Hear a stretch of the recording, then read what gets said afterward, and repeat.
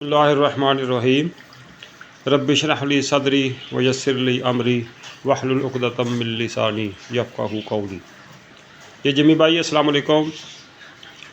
ये मेरे फार्म का व्यू है जी।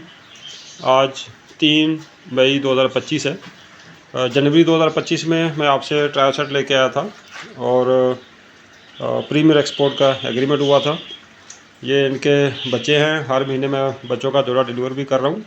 इस महीने मई 2025 में चौथा जोड़ा डिलीवर हो चुका है और इंशाल्लाह यूँ ही ये और महीने डेढ़ तक बड़े हो जाएंगे, ब्रीडर बढ़ जाएंगे, फिर बड़ों का जोड़ा भी साथ दिया करूँगा कभी कभी, ताकि फीड का ख़र्चा निकलता रहे। ये मेरे पूरे फार्म का व्यू है। ये बेसिकली स्टोर था, इसमें अभी पेटियाँ वगैरह पड़ी हुई हैं। 1-2 दिन तक इनको भी निकाल लूँगा फार्म को, ताकि थोड़ा खुला हो जाए, और पिंजरे भी बनाएंगे। ये बच्चे अभी कुछ इकट्ठे रह रहे हैं, इनको फिर लहदा करेंगे तो इंशाल्लाह अल्लाह बरकत डालेगा।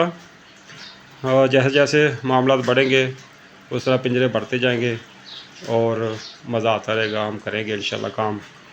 अल्लाह खैर करे। अल्लाह हाफिज़।